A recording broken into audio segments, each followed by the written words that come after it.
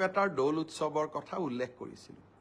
দৌলত যাওঁতে এগৰাকী কণমানি ভাগিনে মোক হাতত ধৰি কৈছিলে যে মামা, এইবাৰ সমাজ অধ্যয়নৰ মেট্ৰিকৰ পেপাৰখন খুব টান হৈছে, মোক 10 নম্বৰ এক্সট্ৰা কৰি দিব লাগিব।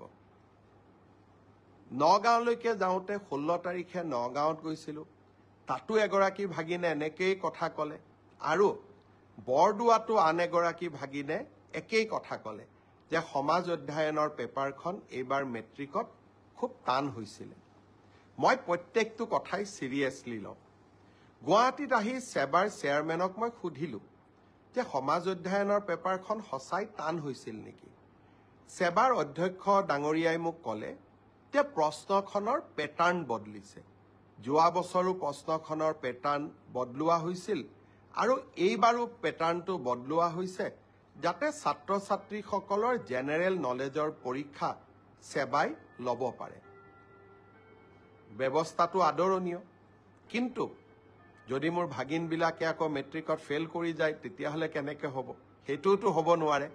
সেইকাৰণে মই সেবাৰ অধ্যক্ষক মই অনুৰোধ কৰিছোঁ যে আপুনি চাব, যদি মোৰ ভাগিনবিলাকৰ পৰীক্ষা সমাজ অধ্যয়নখনত বেয়া হয় কিন্তু আন পেপাৰবিলাকত ভাল হয়, তেতিয়াহ'লে এইবাৰ সমাজ অধ্যয়নত আমি সকলোকে অতিৰিক্তকৈ কিবা নম্বৰৰ ব্যৱস্থা কৰি হ'লেও ভাগিনসকলক মেট্ৰিক পাছ কৰাৰ সুবিধা কৰি দিব লাগিব।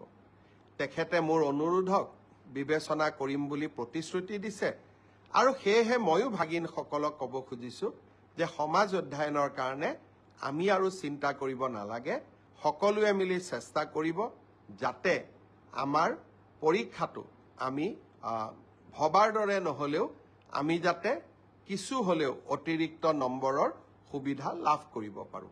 মই ভাবোঁ যে এই ঘোষণাটোৱে ভাগিনসকলৰ চিন্তা কিছু দূৰ কৰিব।